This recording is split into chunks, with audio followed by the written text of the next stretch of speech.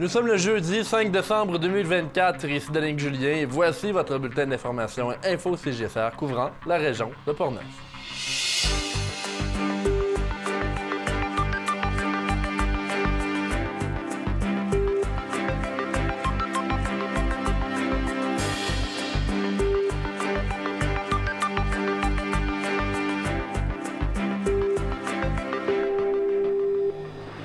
Un comité régional pour la mise en valeur des territoires non organisés de la MRC de Portneuf a été créé la semaine dernière. L'initiative Place aux jeunes en région organisait cette semaine un événement visant à garder les jeunes adultes dans Portneuf. Plusieurs marchés de Noël ont lieu dans Portneuf cette année, tels que le marché du Noël d'entrant de Cap Santé. Et le maire de Portneuf, M. Mario Alain, sera des nôtres pour faire un survol des développements qui touchent sa municipalité. Bonne émission!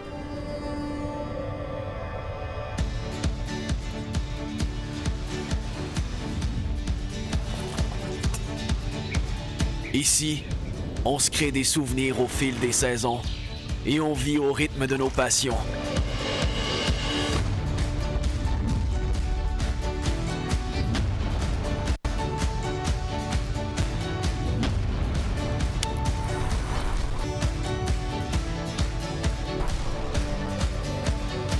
Ici, quand l'aventure nous appelle, on répond.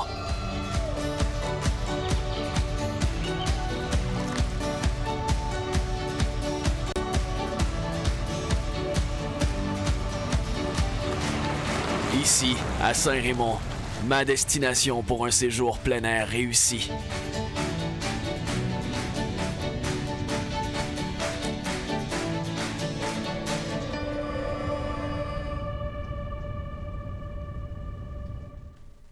Mesdames, Messieurs, bonsoir. Avant de commencer les actualités, on fait un retour sur un accident qui est survenu aujourd'hui vers 12h30 à Saint-Basile, dans le secteur du Rang-Sainte-Anne. Donc, deux voitures qui sont rentrées en collision.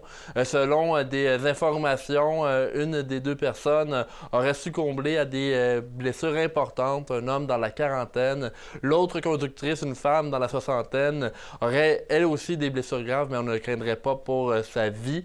Les policiers de la Sûreté du Québec qui était sur place, un enquêteur également qui s'est dépêché sur les lieux afin de comprendre les circonstances de cet accident.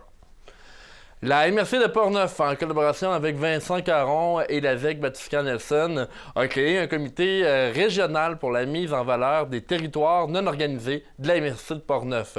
Dans un futur proche, le but premier de ce comité sera de régler la situation des droits de passage en motoneige sur les territoires non organisés qui appartiennent à la MRC de Portneuf. Vous n'êtes pas sans savoir que depuis des mois, la situation à Saint-Raymond a fait beaucoup discuter. On se rappelle que la ZEC Batiscan Nelson avait, conformément à la loi, imposé des tarifs à quiconque voulant circuler en motoneige sur son territoire. Les motoneigistes et propriétaires terriens avaient pour leur part exprimé leur souhait de garder la gratuité, sans quoi l'accès aux motoneigistes sur les terres de ces propriétaires terriens aurait pu être révoqué. Vendredi dernier, une conférence de presse a eu lieu pour faire état de la situation et annoncer que pour cette année, il n'y aurait pas de tarifs imposés aux motoneigistes résidant dans la région de Portneuf. Voici Vincent Caron. Content parce que j'espère qu'on va mettre un terme à une attitude qu'on a toutes et tous déplorée. On a vu qu'il y a eu des échanges qui étaient peu agréables, c'est le moins qu'on puisse dire. Moi, j'ai même reçu des menaces. On a dû même élever le niveau de sécurité au bureau de circonscription pour me protéger, pour protéger les employés. Il y a eu des menaces qui ont été adressées à l'endroit de la présidente de la ZEC et tout ça, vraiment, je le condamne fermement. C'est inacceptable, mais surtout, ça ne nous ressemble pas. C'est pas notre société. Bien entendu, on ne peut pas avoir de contrôle sur tout le monde, mais je trouve ça tellement désagréable et déplorable qu'on en arrive à des situations telles que celle-là, que je voulais aussi le préciser aujourd'hui. Dans son allocution, le député de Portneuf a expliqué qu'il n'avait eu aucune préférence envers aucun des deux groupes opposés dans ce conflit et croit qu'il faut être à l'écoute des propriétaires terriens qui permettent le passage sur leurs terres gratuitement des motoneigistes. Il a aussi rappelé que la ZEC Batiscan Nelson n'avait pas été en erreur dans le dossier comme elle respectait une loi en place. Je voulais aussi rappeler la légitimité de la ZEC Baptiste Camp-Nelson. Beaucoup de gens interprètent. On voit avec les médias sociaux que tout le monde dit tout et n'importe quoi. Beaucoup de gens interprètent sans savoir. En fait, le CA de la ZEC Baptiste Camp-Nelson est aux prises avec la réalité des lois et règlements et donc agissait en fonction des lois et règlements. Et moi, quand j'essayais d'envoyer un message au CA ou à la présidente en demandant de revoir un petit peu sa position, eh bien elle me répondait, écoute Vincent, je fais juste appliquer la loi, et puis toi en tant que député, je me demande si tu as réellement une légitimité pour m'inciter à la délinquance. Et elle avait raison, elle ne me l'a jamais dit, mais je comprenais dans ses mots qu'elle voulait en arriver là, et elle avait absolument raison. Donc il fallait travailler et trouver un petit peu une manière, une nouvelle pogne dans tout ça. Et donc quand je disais au CA de la ZEC Baptiste Camp-Nelson et à sa présidente, ben, écoutez, les fonctionnaires vont vous laisser tranquille un petit peu le temps qu'on travaille. C'est bien évident qu'on me disait, ben ouais, mais nous, ça nous prendra un écrit, parce que le fonctionnaire, lui aussi, il fait juste qu'appliquer la loi, et puis le matin, ben, il se met devant son ordinateur, et puis il écrit un message au ZEC en disant, je vous rappelle que la loi est celle-ci, donc vous devez vous y conformer. La loi consiste à demander aux ZEC de trouver des moyens de s'autofinancer et cela passe entre autres par la tarification de tout véhicule de passage sur le territoire de la ZEC. Vincent Caron explique que le ministère était ouvert à changer la loi tout en demandant par contre de toujours demander aux ZEC de trouver des dits moyens de financement. Afin que la situation se règle entre les différents acteurs de la région, le député a demandé qu'un temps soit alloué pour que la loi ne soit pas appliquée cette année. Le voici.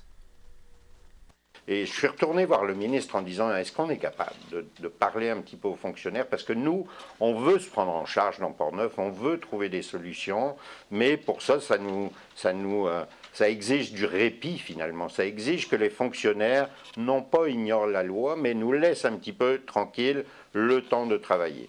Et puis on a obtenu cela. Les fonctionnaires sont d'accord pour qu'on prenne le temps de s'asseoir, qu'on pose un pied par terre et puis qu'on trouve des solutions, parce que des solutions, il y en a. On va analyser tous les modèles de paramètres qui peuvent être négociés au cours des prochains mois.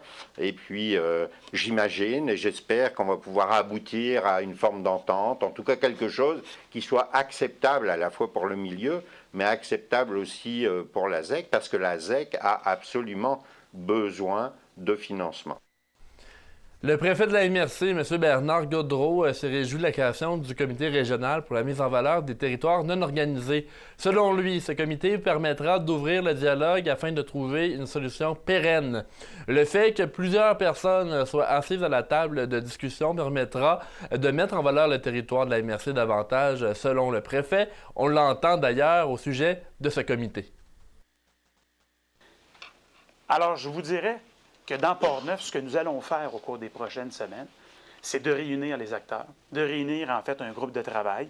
Et nous allons tenir notre première rencontre avant la fin de l'année 2024, afin d'asseoir en fait les différents acteurs sur l'établissement d'un échéancier qui se déploiera en 2025 pour nous permettre de discuter de différentes voies qui pourront être recommandées tant à la MRC qu'au gouvernement du Québec, avec l'ensemble des autres acteurs, afin de nous trouver des solutions pérennes. Il y aura des représentants de la MRC, des ZEC, du club de motoneige, des clubs de motoneige, en fait, du club des VTT, de l'UPA, et en fait, toute partie prenante que nous pourrions peut-être inviter si nous jugeons intéressant, afin de bonifier la discussion. Parce que notre objectif commun, je tiens à le rappeler, c'est de faire rayonner notre MRC et surtout de mettre en valeur nos territoires respectifs. Alors, je vous dirais que le prochain mandat du groupe de travail, additionnons nos forces, combinons notre expertise et multiplions collectivement nos efforts afin de poursuivre le rayonnement de notre MRC, afin de le mettre en valeur avec l'ensemble de ses partenaires. Bien que l'identité des personnes qui siégeront sur ce comité n'ait pas encore été divulguée, Claude Duplain, maire de Saint-Raymond, croit qu'il fera partie des 3 maires de la MRC à prendre parole dans les discussions. Rejoint dans le cadre d'une entrevue téléphonique, M. Duplain nous expliquait qu'il était bien content de la création de cette initiative. Selon lui, cela aurait dû être fait il y a longtemps pour favoriser les communications entre les différents acteurs. Pour la ville de Saint-Raymond, l'économie de la motoneige est on ne peut plus importante, comme des commerces en dépendent pour rester en bonne santé financière. Le maire nous a d'ailleurs confié que les propriétaires terriens étaient heureux de l'année de pause qui est offerte par le ministère pour pouvoir régler l'enjeu une fois pour toutes. Claude Duplain croit que ce qui sera convenu dans la MRC de Portneuf pourra servir d'exemple pour les autres régions du Québec qui vivent des problématiques semblables. La présidente de la ZEC, Batica Nelson, Isabelle Paquette, était elle aussi sur place lors de la conférence vendredi dernier. Elle en a profité pour remercier Vincent Caron et Bernard Godreau. La ZEC Batica Nelson, par son conseil d'administration, a le devoir d'administrer et de gérer son territoire, de s'autofinancer et aussi de valoriser le territoire. Je salue tous les efforts et le travail qui a été fait dans les dernières semaines, derniers mois de M. Caron, de Bernard aussi. Je vous remercie au nom du conseil d'administration pour le temps et les solutions à venir.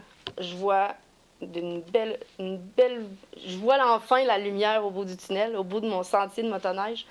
Je vous remercie énormément. Avec toutes les discussions qu'on a eues, on va remettre en valeur cette ZEC Batica Nelson, le territoire enneigé bientôt de Portneuf. On souhaite maintenant inviter nos gens. Venez visiter notre ZEC, venez visiter nos sentiers de motoneige, la ville de Saint-Raymond par le fait même, les villes du comté.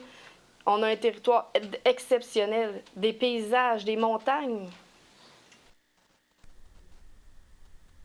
Finalement, Vincent Caron souhaite que le dossier soit réglé pour ne pas le ressortir à chaque année.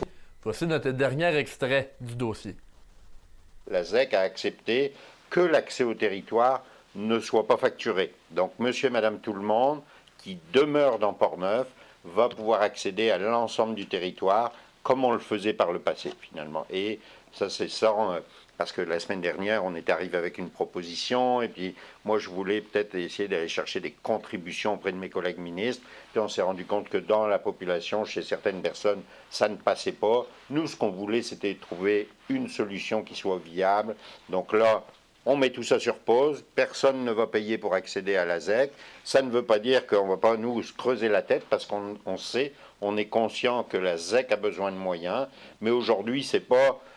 tu vas ouvrir les sentiers, puis tiens, voilà un chèque. Pas du tout ça. Au contraire, on veut entamer une réflexion qui soit beaucoup plus globale et surtout, comme le disait Bernard, que ce soit pérennisé et que ce dossier-là, on n'ait pas à le ressortir chaque année.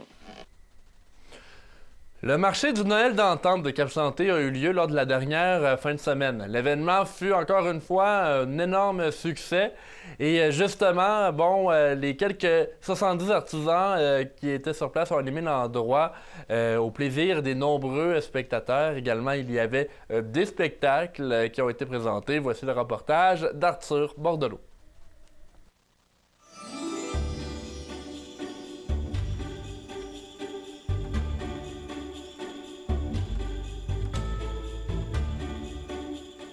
Et cette année encore, on a plus de 70 artisans et artisanes qui exposent au niveau du marché. On a encore de tout ce qui est de la nourriture à la textile, passant par le fer forgé. Vraiment plusieurs nouveautés cette année, dont des produits de sanglier qu'on offre cette année, des produits de beauté faits par une artisane, donc de Cap-Santé, donc plusieurs choses à découvrir. On a toujours les mêmes classiques qu'on a d'année en année, qui est vraiment le forgeron, qui vient donner des démonstrations de forge en même temps en offrant ses produits. Les mêmes choses au niveau du la restauration au niveau des saucisses du Noël d'antan qui sont offertes, avec aussi les churros qui sont de retour encore cette année. Donc, plein de choses à découvrir au sein des artisans. Au niveau de l'emplacement, on a toujours la place des Jardins des enfants qui offre aux gens la possibilité de venir rencontrer Frisson et ses lutins qui vont être là le samedi et le dimanche, tout au long de la journée, pour amuser les petits et les grands.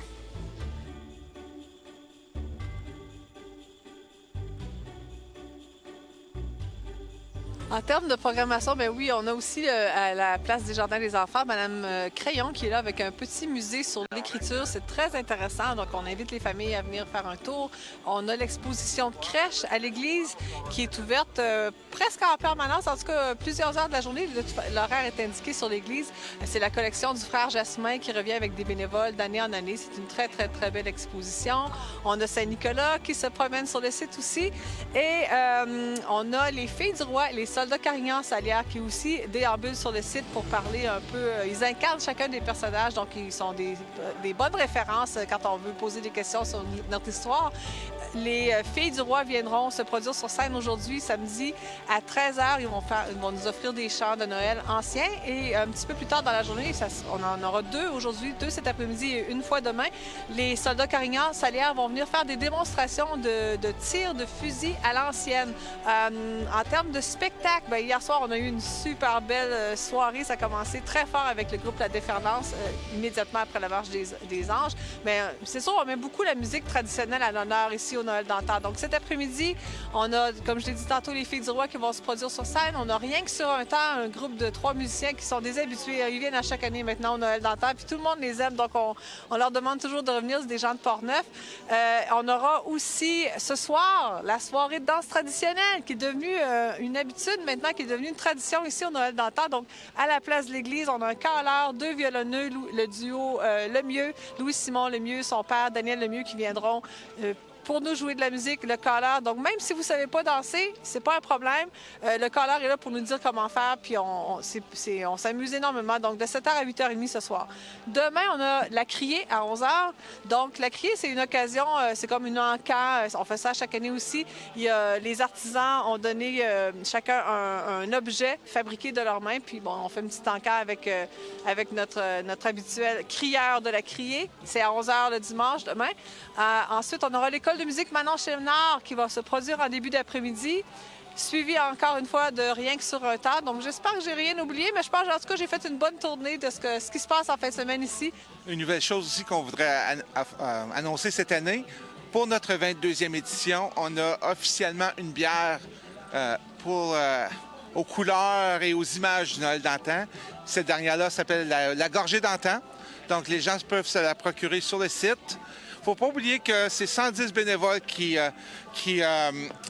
s'affairent pendant 3 semaines, 4 semaines avant l'événement et tout au long de l'année, le comité organisateur, on met plus de 4500 heures de travail pour pouvoir en arriver à faire un emplacement où ce que les gens arrivent.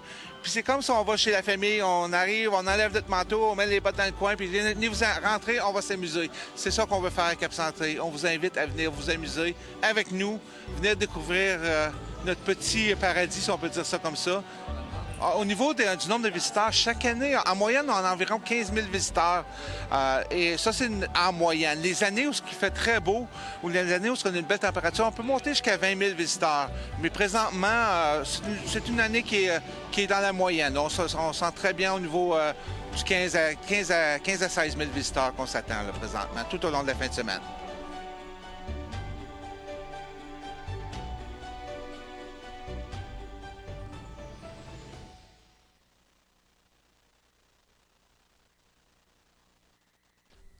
En parlant de marché de Noël, la ville de Saint-Raymond en organisera un sous peu.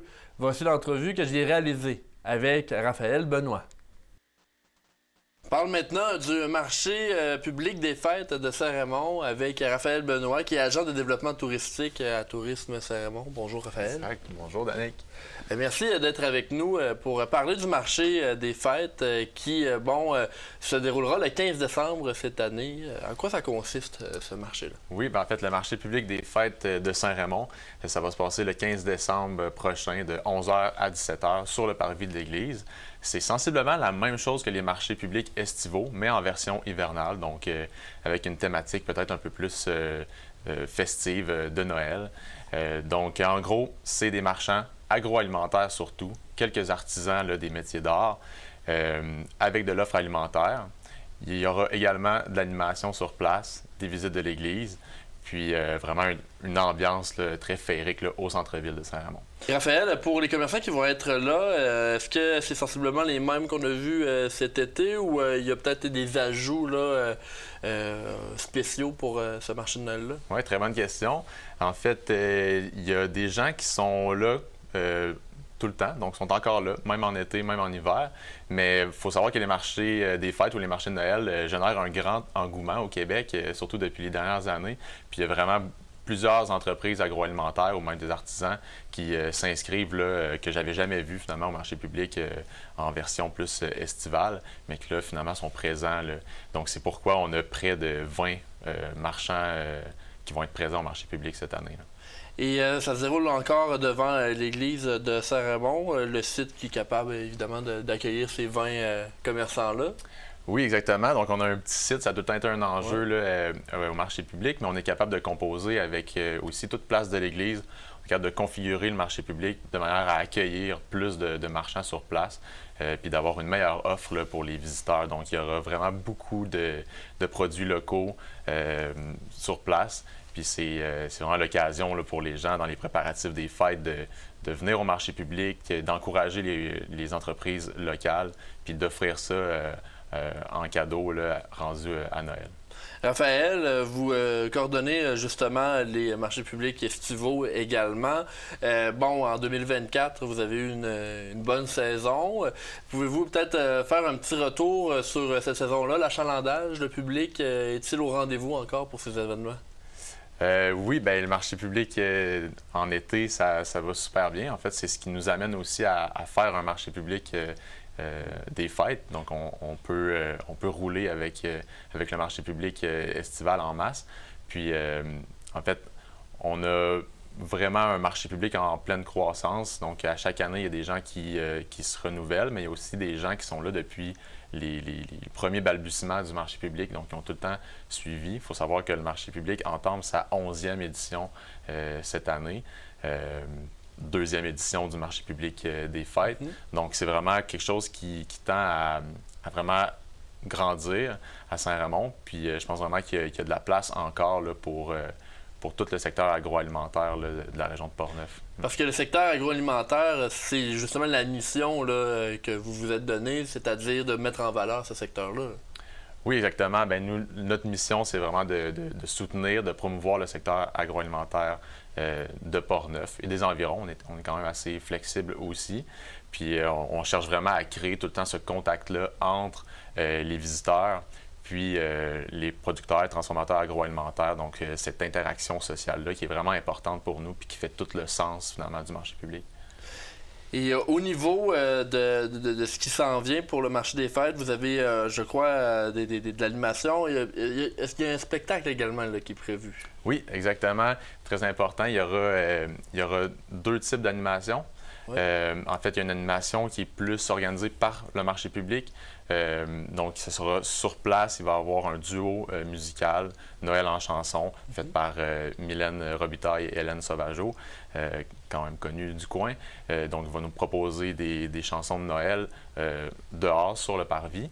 Il y aura également l'entreprise touristique locale La Vallée Secrète qui va animer le marché public avec une chasse au trésor là, pour tant les petits que les grands. Puis, il y aura également pour clore l'événement, vers 15h, un spectacle organisé par Culture Saint-Raymond. Un spectacle qui s'intitule Rêve d'hiver, qui va être un quatuor à cordes qui va jouer à l'intérieur de l'église. Donc, dans une église vraiment tout décorée, puis qui va être ouverte aux visiteurs à partir de midi lors de l'événement. Et on le sait, hein, dans une église, lorsqu'on a des quatuors comme ça, plus en forme orchestrale, c'est toujours un bon moment parce que ces établissements-là sont faits pour ce genre de musique-là. Ça va super bien, ça sonne bien. Oui, exactement. Donc, ça va être vraiment envoûtant. Là. C'est vraiment comme très instrumental comme spectacle. Puis, dans ce lieu-là qui est assez unique aussi. Donc, ça va être une expérience à vivre là, pour... tant la population locale que les gens de passage. Donc, le marché public des fêtes, on peut rappeler la date à nos auditeurs, à nos téléspectateurs? Oui, c'est le 15 décembre de 11h à 17h sur le parvis d'église. En cas de mauvais temps, on va transférer tout l'événement dans le centre multifonctionnel. Donc, il n'y aura pas d'annulation, mais seulement un déplacement du lieu. Donc, c'est un rendez-vous. On espère juste une petite neige là, pour rajouter l'effet féerique du temps des fêtes. Raphaël Benoît, agent de développement touristique, Tourisme Saint-Raymond, merci beaucoup d'avoir été des nôtres. Merci, c'est un plaisir. Merci. Au retour, Mario Alain, maire de Portneuf, qui sera avec nous. Hey Max! Hey Nam! C'est super. Alors, la Ligue d'improvisation Portneuf-Alouette est maintenant commencée? Oui! Alors, on vous attend les lundis soirs du 30 septembre au 9 décembre prochain. Cependant, on va prendre une petite pause le 14 octobre pour l'Action de grâce ou la chasse. C'est selon! Donc, on vous attend en grand nombre Au cinéma Alouette à 19h et ce, gratuitement!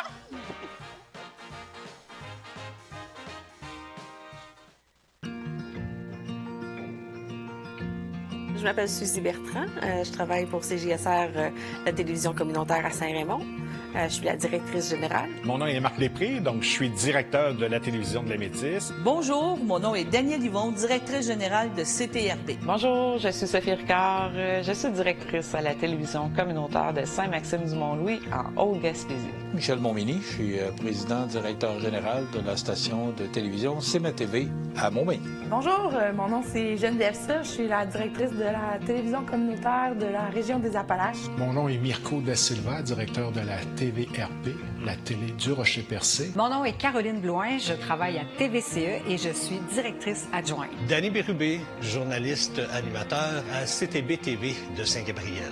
Bonjour, Ghislain Vachon, je suis coordonnateur de la télévision communautaire des Basques du Haut-Pays. Je m'appelle Émilie Boulay-Chouinard, je suis la directrice de la télévision communautaire de la vallée de la Matapédia, communément appelée TBC de la Matapédia. Francis Fortier, directeur général de la télévision communautaire de l'Érable.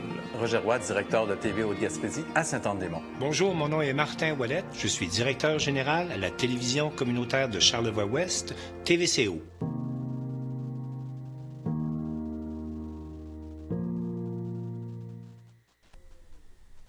Alors, on a une entrevue à vous proposer avec Mario Alain, maire de Portneuf. Nous allons parler des infrastructures d'eau, également du parc industriel et même de l'offre en logement. Voici l'entrevue que j'ai réalisée avec Monsieur Mario Alain.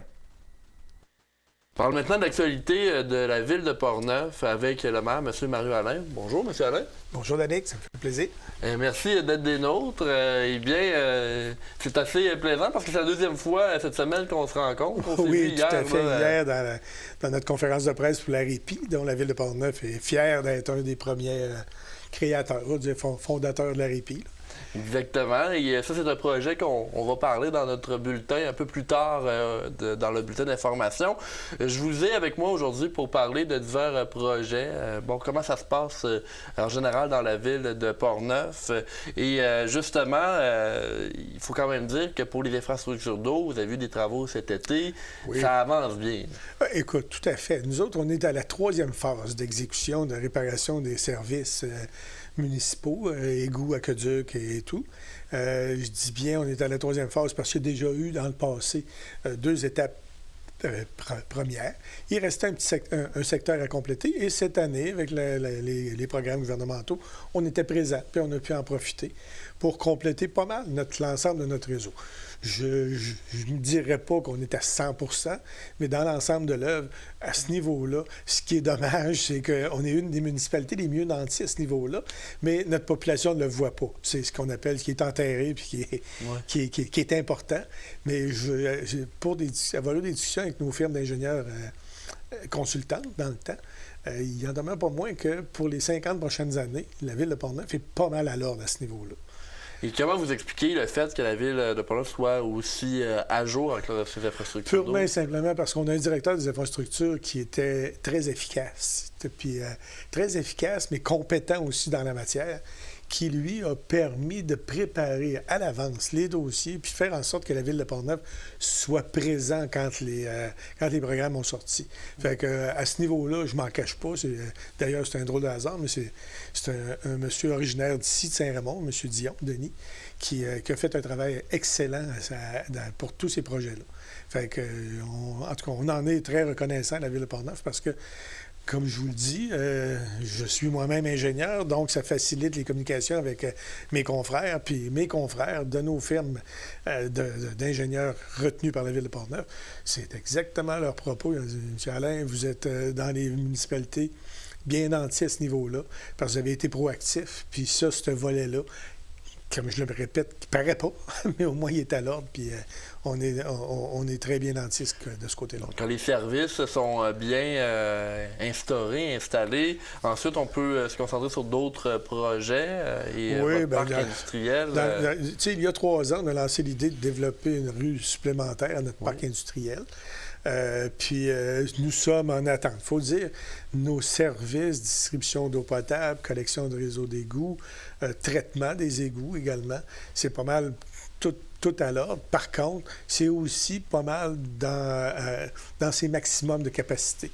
Donc, le parc industriel exige, comme tout nouveau projet d'expansion, d'avoir des certificats d'autorisation du ministère de l'Environnement. Fait qu'à ce niveau-là, je vous dirais que nos capacités sont ce qu'on appelle, un bon terme anglophone, un borderline. Fait qu'il y a des firmes spécialisées qui, depuis 2 à 3 ans, travaillent avec nous autres pour trouver des solutions pour permettre une expansion avant de changer ou plutôt d'agrandir nos services actuels de traitement et d'alimentation.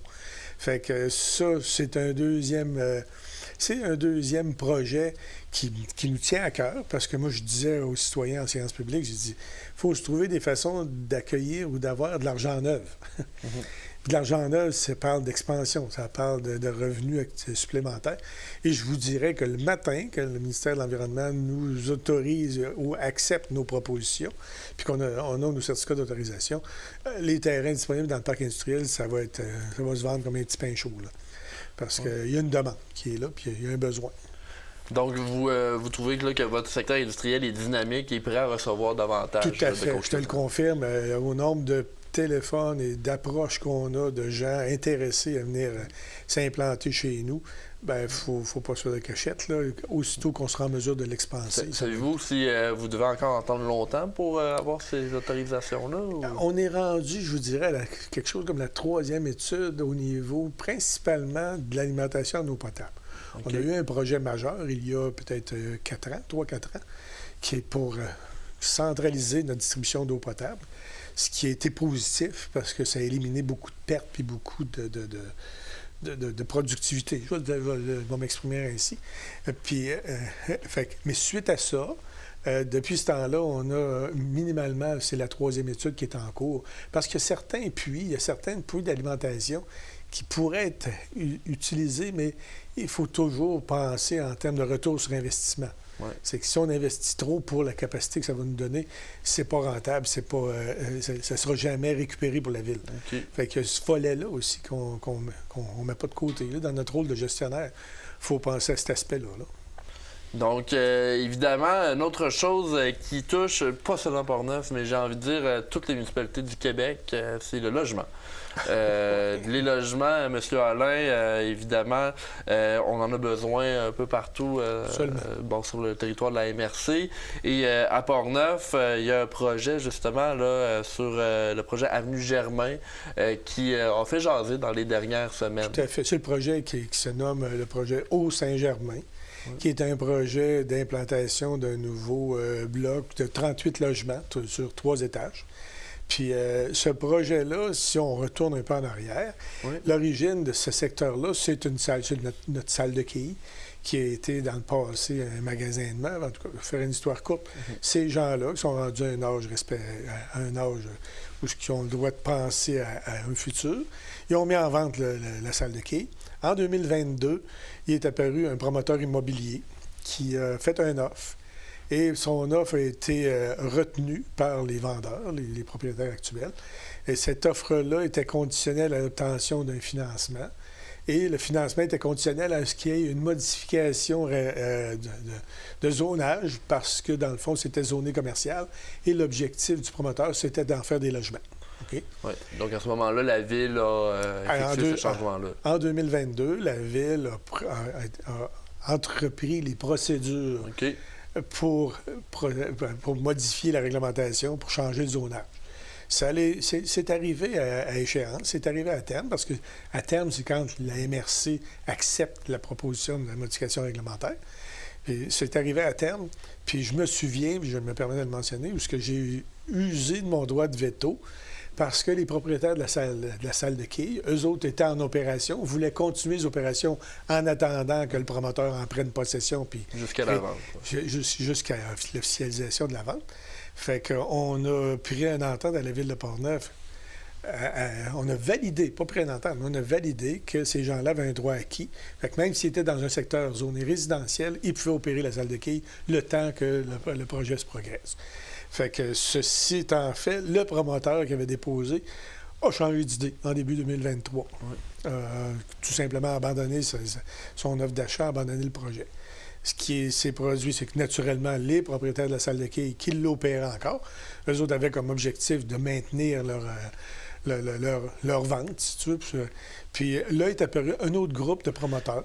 Mais juste avant que cet autre groupe de promoteurs-là arrive, la zone a continué à être résidentielle. La zone est résidentielle. C'est une zone résidentielle de haute densité qui permettait, dans le règlement, de la construction de 18 logements locatifs. Oui. OK? Puis, suite à ça, il est apparu un autre groupe de promoteurs qui, eux autres, ont fait l'analyse du terrain puis qui ont regardé la réglementation municipale en fonction des possibilités de... Parce qu'il faut dire que le terrain, le hasard fait en sorte qu'il est strictement voisin du cimetière. Puis l'analyse des surfaces, en considérant les réglementations municipales, leur a amené à dire que c'était possible de se rendre à 38 logements locatifs sur 3 étages en respectant la réglementation municipale. Fait que là, ils ont fait une demande de modification de réglementation parce que le zonage est déjà changé, c'est résidentiel. Mais modification de réglementation pour permettre la construction de 38 logements au lieu de 18. Fait que ce que ça a fait, c'est que la Ville, parce que c'est une modification réglementaire, a commencé les procédures, c'est-à-dire avis de motion, pour après ça accepter un premier projet de modification réglementaire avant d'arriver à la consultation publique, aux informations et consultations publiques. Fait que c'est des étapes normales qu'il faut que soient franchies. Puis le 13 novembre dernier a eu lieu cette première rencontre de consultation publique. Là, il est apparu toutes sortes de contradictions, de commentaires. Les gens se sont exprimés. Puis, on pense qu'on est dans une démocratie qui est très louable, très logique. Oui. Les gens se sont exprimés, ce qui fait en sorte qu'on s'est rendu compte à la Ville que le processus requérait peut-être plus d'informations. Fait que à ce moment-là, nous étions rendus à l'étape d'acceptation de la modification réglementaire, mais on l'a reporté. La Ville l'a reporté, toujours dans l'esprit d'être transparent puis de fournir des informations au questionnement des citoyens.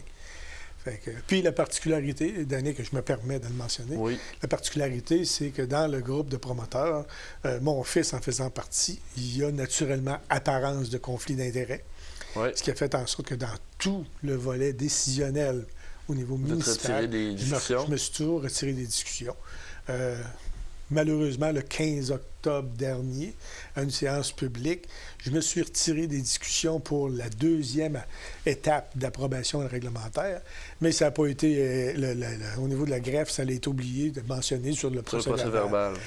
Écoute, il n'est pas écrit, mais je sais très bien que l'éthique et le professionnalisme à respecter faisaient en sorte que je me suis retiré. Ouais. Mais ça, écoute, chacun a le droit à son opinion, puis ça a été, en tout cas, mais par transparence, la Ville de Portneuf, le conseil municipal de la Ville de Portneuf, parce que là, comme je l'ai dit, je suis retiré des discussions de ce projet-là, mais le conseil municipal de la Ville de Portneuf a pris en considération les réquisitions de la population et ont décidé de faire une autre séance d'information le 18 décembre. C'est ça. À 18h au carrefour municipal de Portneuf. Exactement ça. Et à ce moment-là, bon, les gens qui ont des questions, des commentaires vont pouvoir encore une fois l'exprimer. Tout à fait. Il faut aussi comprendre qu'au niveau légal, il y a quand même, ça concerne strictement les gens qui ont le droit de s'exprimer. Pas de s'exprimer, mais ils ont le droit de voter pour la décision. Les gens dans le secteur. C'est des gens qui sont dans l'intérieur d'un rayon bien défini. Puis ces gens-là vont sûrement être présents, du moins en tout cas. Parce que d'un côté, il faut bien l'admettre, c'est encourageant pour une municipalité de voir que sa population veut s'impliquer chez eux. Parce que c'est souvent, malheureusement, ce qu'on ne voit pas dans le milieu municipal. Les gens ne s'expriment pas. Jusqu'où pourrait aller le processus avec la population? On parle-tu d'un référendum éventuel pour le projet? Ça pourrait se rendre là. Ouais. Encore là, ça va être une décision du conseil municipal, à savoir si l'ensemble des réprimandes, pas des réprimandes, mais des représentations de la population le demandent, puis que le conseil juge que c'est pertinent. C'est une décision du conseil municipal, mais ça pourrait se rendre à un référendum, effectivement. Donc, la Ville de Portneuf qui poursuit les démarches, justement, en toute transparence là, avec sa population pour ce projet qui pourrait, quand même, on va le dire, là, une 38 unités de logement. Puis qui, en tout cas, en termes de profitabilité pour les citoyens de Portneuf, naturellement, on parle, tantôt je mentionnais d'argent neuf, on parle de taxation, mais on parle de pérennité des commerces également. On a une quincaillerie, on a des épiceries, on a des dépanneurs. Puis tout ça, c'est à proximité du centre nord de la ville, près de l'hôtel de ville, près des écoles. Puis, tu sais, en tout cas, j'aimais une opinion très personnelle, mais ce que j'ai aimé de la présentation qui nous a été faite, c'est que l'environnement a été considéré, dans le sens que tu ne vas pas planter 38 logements dans la cour arrière d'un voisin. Là. C'est disposé de façon intelligente. Je le mentionne. La Régie portneuvoise de protection incendie, dont le siège social est situé à Cap-Santé, a annoncé une adhésion à son regroupement ce mardi 3 décembre. La REPI a pour mission de mettre en commun les efforts des municipalités qui en sont membres pour augmenter la capacité de protection incendie lors des incidents qui nécessitent l'intervention de pompiers. Le maire de Portneuf, que nous avions eu en entrevue, M. Mario Alain, a annoncé l'adhésion de la ville de Deschambault dans le regroupement. Aujourd'hui, c'est l'essence principale de notre rencontre. Officialiser avec un décret ministériel l'adhésion de Sainte-Christine-d'Auvergne à la REPI et l'arrivée de Deschambault-Grondines avec la REPI de protection incendie, la Régie portneuvoise de protection incendie. Pas facile à dire. Ce qui veut dire qu'on est voué, à mon avis, à un avenir plus que prometteur et je vois dans la salle Éric, le directeur du service incendie de Deschambault-Grondines. Je suis convaincu que, comme les autres, il va se noyer, c'est-à-dire s'introduire au noyau de la REPI et maintenir nos objectifs premiers, c'est-à-dire de sécuriser nos populations respectives. Le maire de Deschambault-Grondines, M. Patrick Bouillet, a pour sa part expliqué les raisons qui ont poussé sa municipalité à joindre Portneuf-Cap-Santé et Sainte-Christine d'Auvergne au sein de la régie portneuvoise de protection incendie. Pourquoi on se joindrait à un regroupement? C'est pour des avantages qui sont indéniables. Je vous dirais que quand on regarde l'entente qu'on a signée au niveau de la REPI, il y a deux éléments très importants qui ont peut-être fait pencher la balance. Au-delà des coûts, là, la question des services, on parlait des citoyens et des citoyennes. Chez nous, là, on est sur le bord du fleuve Saint-Laurent. Comme Cap-Santé, comme Portneuf. Ben là, Sainte-Christine d'Auvergne, il n'est pas sur le bord, mais il y a quand même des petits cours d'eau dans son coin. La brigade nautique, l'escouade nautique, un avantage indéniable pour nous. On est sur le bord du fleuve. On est en train de développer un projet récréo-nautique avec le quai de Grondines, le projet Zone Fleuve, c'est comme ça qu'on l'appelle chez nous. Il y a beaucoup d'argent qu'on met là-dedans, tout près de 1,5 million de dollars d'aménagement. Alors pour nous, le développement de cette infrastructure-là nécessite d'assurer la sécurité également des usagers de ce site-là. Que ce soit des citoyens, des citoyennes, des visiteurs, des touristes, peu importe, on a cette obligation-là. Avec la REPI, on a maintenant une escouade nautique équipée, formée, qui est prête à intervenir. La municipalité de Deschambault-Grondines n'aurait pas pu se doter de cette escouade nautique-là sans mettre vraiment des grands frais, sans augmenter les budgets de façon vraiment significative. Là, ici, on va partager ces services-là. D'ailleurs, c'est le beau de la chose des regroupements. Plus on se regroupe, plus on a de joueurs autour de la table, plus on partage les services, meilleur c'est pour l'ensemble des bénéficiaires, principalement nos citoyens et citoyennes. L'autre avantage également, on est riverains, nous, non seulement du fleuve Saint-Laurent, mais de l'autoroute 40 et du chemin du Roi qui passe chez nous. Sur l'autoroute 40, Deschambault-Grondines a 3 sorties. 3 sorties sur l'autoroute. Ça faisait pas mal de va-et-vient, de gens qui interviennent, qui sortent, qui rentrent sur l'autoroute. Donc, beaucoup de potentiel d'accidents, de problèmes au niveau de la sécurité routière. Même chose sur le chemin du Roi, qui est un axe très achalandé au niveau touristique. Hein? Beaucoup de gens l'empruntent l'été, mais également hors saison. Donc, il y a vraiment beaucoup de risques d'incidents divers. Donc, la possibilité qui est inscrite dans l'entente qu'on a signée d'avoir un corps de premier répondant, encore une fois, c'est un avantage pour la municipalité de Deschambault-Grondines, mais également pour toutes les municipalités qui sont membres de la REPI. Toujours selon Patrick Bouillet, c'est les services ajoutés qui permettent à Deschambault donc de sortir profitable de cette adhésion, parce qu'il faut savoir que joindre la REPI nécessite un apport financier de la ville qui rejoint le regroupement. S'il fallait qu'on se dote de cette escouade-là avec tout l'équipement, la formation nécessaire, là, oublie ça, le budget, là, ce serait beaucoup plus que ça. Mais disons, notre budget, grosso modo, année par année, est autour de 300 000, autour de 330. On fait des chiffres ronds. Donc, c'est 30 000, donc 10 % de plus. Ça, c'est pour les années 2, 3 et ainsi de suite, là, parce que la première année, il y a un frais d'adhésion. Dans le frais d'adhésion, je ne sais plus, vous autres, c'est à peu près ça, il me semble, 39 000. 32 000 à peu près. Fait que la première année, c'est plus que 10 %. Et règle générale, c'est à 10 % de notre augmentation de niveau du budget consenti à la sécurité incendie. Mais, hein, c'est important de mentionner, c'est les services qu'on va chercher en contrepartie. Là. Ça, c'est la plus-value. S'il n'y avait pas ça, alors on serait perdant, si tu veux. Parce que... Francis Perron, le directeur général de la REPI, nous a confirmé lors de la conférence de presse que le mouvement souhaite accueillir davantage de municipalités sur le territoire. Selon lui, l'agrandissement du territoire couvert par la REPI ne causera pas de problème dans les délais d'intervention. Le voici. Tu sais, comme exemple, si on grossit davantage, bien là, c'est là que la répartition des opérations vont se diviser. On n'aura pas le choix de faire des secteurs à un moment donné. Puis ça va être vraiment ces groupes de secteurs-là qui vont se déplacer le plus rapidement selon l'intervention, ce qui va être situé. Fait que plus qu'on va grossir, oui, ça peut créer une certaine problématique d'un côté. Ça ne sera pas, exemple, si on a 5 casernes ou 6 casernes, ça ne sera pas les 6 casernes qui vont aller sur l'intervention, mais on va être capable de découper le secteur justement en soit en 2 parties ou en 3 parties, qui va faire que les casernes les plus proches vont venir intervenir pour répondre à l'intervention. La REPI aura 6 pompiers permanents résultant de l'entente avec Deschambault-Grondines.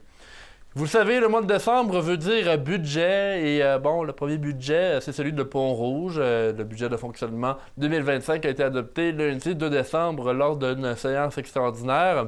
En 2025, le taux de taxe résidentielle n'augmentera que de 0,9 % par l'administration de Pont-Rouge. C'est donc c'est positif, comme cette faible augmentation parvient à respecter la capacité de payer des citoyens. Le maire Mario Dupont indique que, d'ailleurs, Tous les efforts ont été mis en place par le conseil municipal et l'administration afin d'épauler les citoyens dans cette situation d'inflation que vivent tous.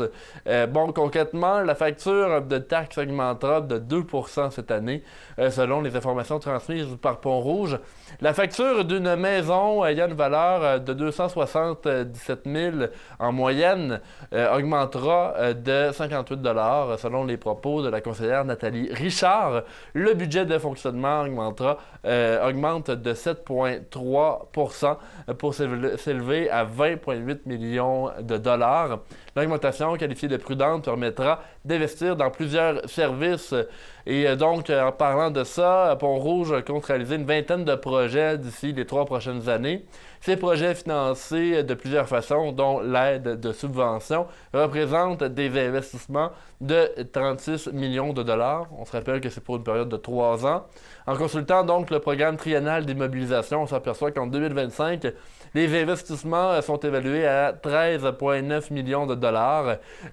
De ce montant, on retrouve donc 9,5 millions qui sont liés à des projets de transport. On retrouve la réfection du rang Petit Capsa ainsi que des ponceaux de la route Grand Capsa, le renouvellement de plusieurs machineries et l'agrandissement du stationnement de la place Saint-Louis. En plus du transport, il y a également un bon montant qui est prévu pour le réseau d'aqueduc. Donc, on parle de 1,8 million pour le bouclage et 200 000 budgétés pour procéder à la réfection ponctuelle d'infrastructures d'eau usée. La ville de Pont-Rouge est aussi très prisée des familles, c'est pourquoi des investissements majeurs sont prévus cette année.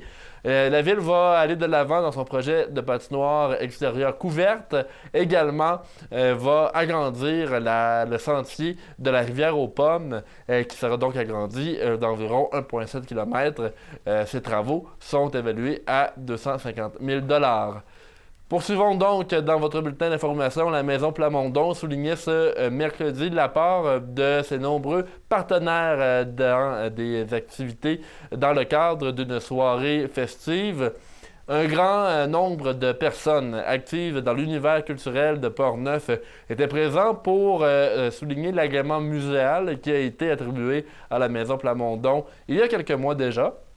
Voici donc la directrice générale Gabrielle Piché concernant la Maison Plamondon. L'événement qui se tient ici ce soir à la Maison Plamondon, c'est le fameux rassemblement festif pour les partenaires collaborateurs. Comme on a reçu l'agrément muséal au cours des derniers mois, nous sommes maintenant une institution muséale et ça, ce fut un travail de longue haleine, un travail d'équipe. Donc, on tenait à souligner la part des différents collaborateurs et leur dire merci. Donc, c'est pour ça, ce soir, qu'on est réunis à la Maison Plamondon. Il y a maintenant 8 ans que la Maison Plamondon fut restaurée et depuis, beaucoup de personnes ont mis la main à la pâte pour faire évoluer cette importante initiative. Voici à nouveau Gabrielle Piché. La Maison Plamondon, au fil des ans, a développé son contenu en termes d'exposition. Il y a ici une expertise muséologique, quand même une très bonne expertise quand on regarde Véronique Bertrand, Karine Vachon-Soulard, Sylvain Gingras, tous les gens qui sont impliqués dans le comité exposition et ceux qui ont travaillé à monter les expositions aussi. Donc, ce qui fait qu'on est une institution muséale maintenant, c'est qu'on produit du contenu de qualité avec des partenaires de choix de qualité également. Donc, tout ce beau travail-là en synergie a mené à ce que la Maison Plamondon reçoive et soit reconnue comme une institution muséale. La directrice générale a d'ailleurs profité de ce temps d'entrevue avec Arthur Bordelot pour rappeler les balbutiements des premières activités s'étant tenues dans la Maison Plamondon. Oui, dès que la maison a ouvert ses portes ici, c'était d'amener les gens à venir découvrir justement Mademoiselle Augustine et tout le legs que cette femme... Un legs monumental, ma foi. Puis les gens qui étaient proches de ce projet-là se sont dit, mais il faut souligner ça. Mais il faut aussi souligner justement le fait que Luc Plamondon a foulé, est passé par ici, a appris le piano ici. Puis tu sais, c'est pas rien. Puis même Luc Plamondon le disait lui-même, s'il n'y avait pas eu nécessairement Augustine, ben il n'aurait peut-être pas fait ces choix-là.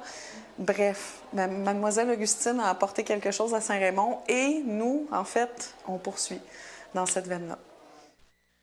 Plusieurs personnes qui étaient présentes à la première heure sont venues à la soirée festive de la Maison Plamondon. Voici pour une dernière fois Gabrielle Piché.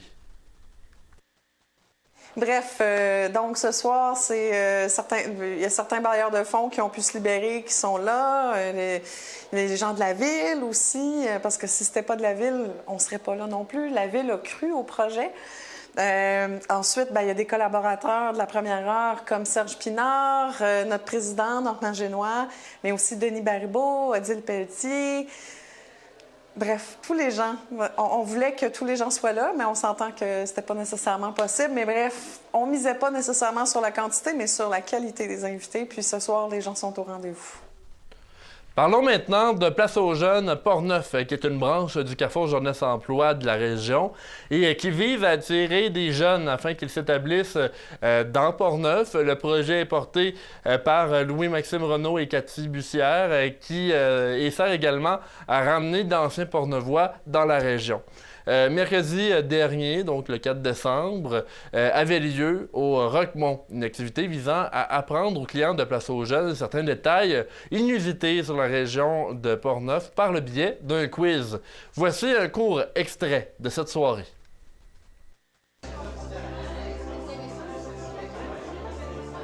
Classer les municipalités suivantes en ordre de croissant de population, donc du plus petit au plus grand. On a Lac-Sergent, Cap-Santé, Saint-Uribe et Saint-Marc-des-Carrières. Donc, glissez votre doigt pour placer en ordre du plus petit au plus grand. Et pour histoire, Luc Plamondon, il vient de Saint-Raymond. Il a grandi ici, il a appris la musique ici, puis il a donné beaucoup d'argent à la Maison Plamondon, qu'on va parler un peu plus tard. Mais dans le fond, c'est un gars de la place. Ici.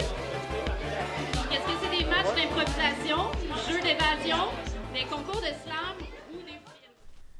Louis-Maxime Renaud, le co-organisateur de cette soirée, a fait une entrevue avec nous. Il nous explique le but du quiz Place aux Jeunes.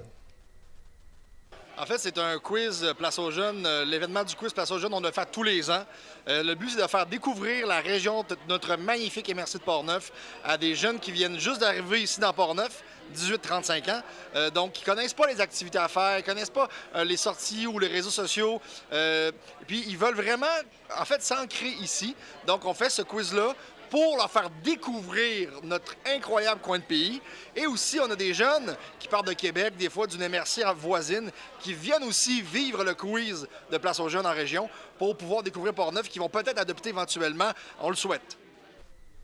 Place aux Jeunes sert aussi à garantir la rétention des jeunes en région et le quiz qui a été organisé mercredi sert à renforcer le sentiment d'appartenance des jeunes envers Portneuf. Donc, on a des beaux jeunes qui viennent d'arriver dans la région. Des fois, ils sont là depuis peu. Il y a moins d'un an, c'est notre critère. Puis, des fois, quand on arrive dans une région, on prend le temps, évidemment, de déménager, de s'installer. Ça prend du temps.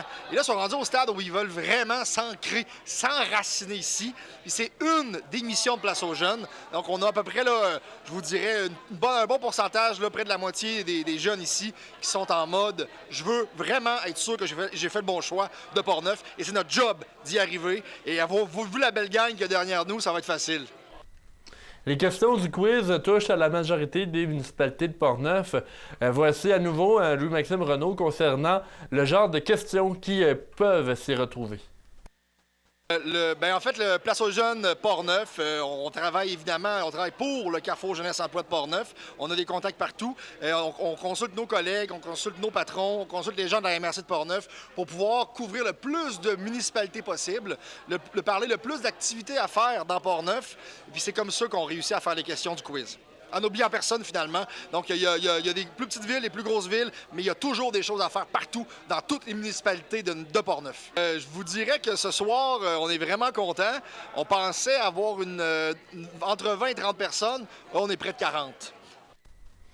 Nous avons donc bientôt à la fin du bulletin d'information rapidement quelques activités qui vont avoir lieu dans les prochains jours. Ce vendredi 6 décembre, donc demain à l'heure de l'enregistrement de ce bulletin, va avoir lieu entre 9h et 12h, donc midi, et entre 13h et 15h, l'activité de fabrication de cartes de Noël du Carrefour FM en collaboration avec le comité Vas-y et son projet Super Voisin. Donc, évidemment, vous voyez au bas de l'écran, là, il faut s'inscrire. C'est possible, donc, de le faire. Également, le lendemain, samedi 7 décembre, à Saint-Léonard, il va y avoir des activités de Noël. On parle donc de conférences, également d'écriture de poésie, de confection de cartes de Noël. Il y aura également la vente de livres à 1$. C'est donc le moment pour se retrouver en communauté et parler du temps des fêtes. Alors, pour terminer les informations avec les informations policières, le 30 novembre dernier, les policiers de la MRC de Portneuf ont intercepté un homme de 85 ans de Saint-Marc-des-Carrières alors qu'il circulait à 95 km/h sur le boulevard Abdo-Nassau à Saint-Marc-des-Carrières. On se rappelle que la limite permise du secteur est établie à 50 km/h. Un constat d'infraction assorti d'une peine de 624$ et 6 points d'inaptitude, lui, a été remis. Je termine en vous parlant de la Ligue d'improvisation Port-Neuf-Alouette qui sera donc à sa finale, donc ce lundi 9 décembre. Vous pouvez y aller, c'est gratuit à partir de 19h. Mon nom est Danick Julien, je vous remercie d'avoir été des nôtres. Merci à Arthur Bordelot, Tony Vézina et Luc Robitaille pour leur aide à la technique. Et la semaine prochaine sera le dernier bulletin d'information avant la pause des fêtes. Je vous souhaite de passer un bon week-end.